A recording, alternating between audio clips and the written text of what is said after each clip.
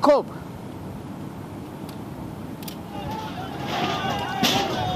জমি বাঁচাও কমিটি সেই বিক্ষোভের ছবি দেখতে পাচ্ছেন। অভিযোগ, কৃষকদের জমির নথি জাল করে বিক্রি করা হয়েছে এবং অভিযুক্তদের যখন জামিন দেওয়া হয় তারপরেই এবার উত্তেজনা ছড়িয়ে পড়ে। অর্পণ প্রতিনিধি আমার সঙ্গে রয়েছেন। অর্পণ, একটু জানতে চাইব অভিযোগ কি এবং এই কিভাবে জাল নথি, মানে জমির নথি জাল করে বিক্রি করা হচ্ছিল?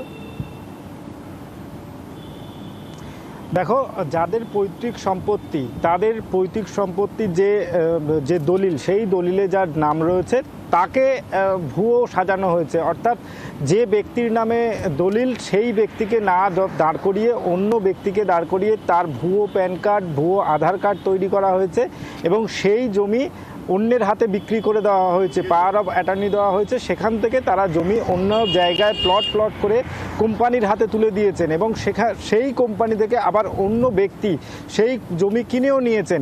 এরপরে দেখা গিয়েছে যারা জমিকে বিক্রি করেননি তাদের বাড়ি একে একে নোটিশ আসতে শুরু করে এবং সেই নোটিশ এক দুজনের নয়, প্রায় 300 কৃষকের জমি নিয়েছে। 300 থেকে 400 কৃষকের বাড়িতে যখন একে একে নোটিশ আসতে শুরু করে তখন তারা জানতে পারে তাদের জমি বিক্রি হয়ে গেছে।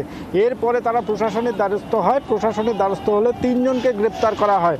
পরে সেই 3 জনকেই জামিন দিয়ে দেওয়া হয়। এই খবর আসার পরেই শিক্ষকদের মনে আতঙ্ক ছড়ায় যে তারা জমি আর ফিরে পাবেন না। এরপরেই তারা জমি বাঁচাও কমিটি তৈরি করে। তুমি জানবে পাওয়ার গ্রিডে জমি বাঁচাও কমিটি তৈরি হয়েছিল, তারপরে আবার সোনারপুরেও সেই জমি বাঁচাও কমিটির নাম করা হয়েছে, যার উদ্যোক্তা কৃষকরা এখনো পর্যন্ত রয়েছেন এবং তারা যেটা জানাচ্ছেন তাদের জমি ফেরত দিতে হবে। প্রশাসন সেই উদ্যোগ নিক, সরকার তাদের দুয়ারে এসে সেই জমি ফেরত দিক, আর না হলে তারা হুমকিও দিয়ে রাখলেন।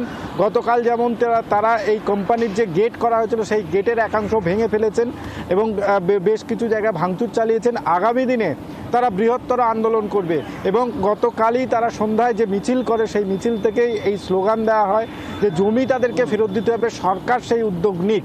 তবে এখনও পর্যন্ত কৃষকরা যেটা মনে করছে যে তারা জমি ফিরে পেতে গেলে তাদের যে প্রসেসিং, সেই প্রসেসিং এখনও সরকার শুরু করেনি। তবে এই যে এখান থেকে বাড়ছে। ধন্যবাদ অর্পণ।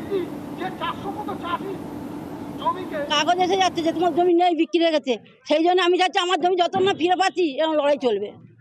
আপনি কি জমি বিক্রি করেছিলেন?